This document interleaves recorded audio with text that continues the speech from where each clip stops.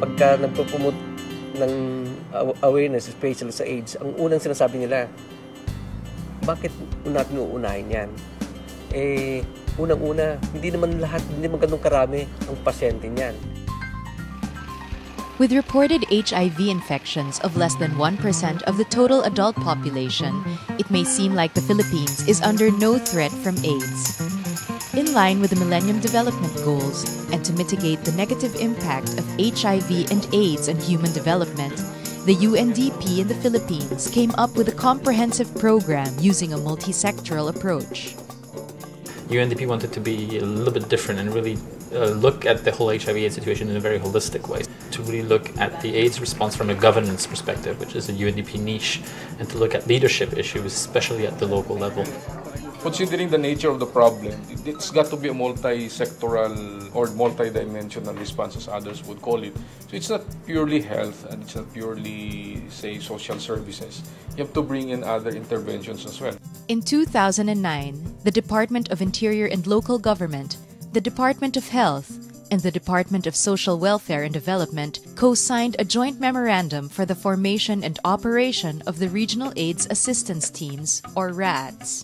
The idea is once a local government decides to start a response or looks for a technical advice, there is a team from the regional offices of the line agencies of government who can be mobilized to provide support to them.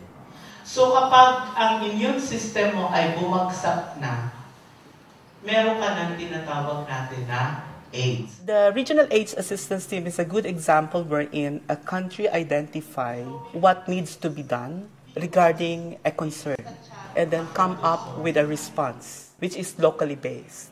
The establishment of multi-sectorally. Aside from working with national government agencies through the RAATs, the UNDP also engages the local government units directly.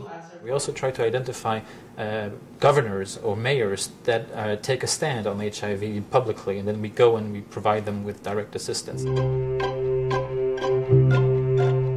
One of the areas that was chosen for its strong leadership initiative is the province of Albay in the Bicol region, where the local government is bent on achieving the Millennium Development Goals. Kung gagawin natin Albay maging livable province, dapat pati ang health sector, ang health services, mapaganda.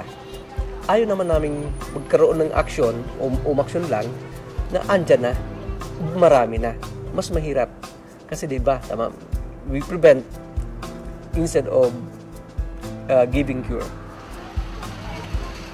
Local governments are able to be in a better position to craft a more effective strategy because they know their area, they know how communities would handle these problems and the kinds of vulnerabilities also that are present in their respective areas.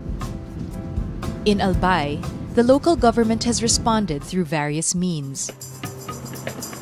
Bars and nightclubs have been confined to assigned zones, making it easier for local health centers to work with them in monitoring cases of HIV and sexually transmitted diseases.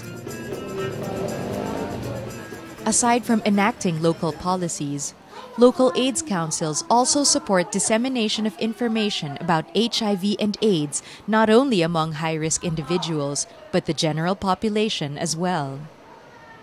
The regular program built in the rural health units, the outreach program.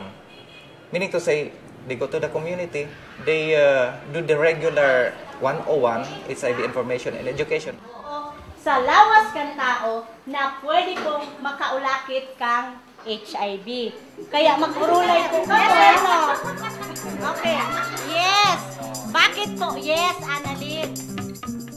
Malaki ang improvement in the last 2 years with regards to localizing the response on HIV and AIDS. Kasi ngayon gumagalaw talaga yung region. The developments in Albay are encouraging, and this is only the beginning. As UNDP works hand-in-hand with national agencies and local stakeholders in building leadership and strengthening capacities, sustained local responses will rise to the challenge of halting and reversing the spread of HIV and AIDS in the Philippines.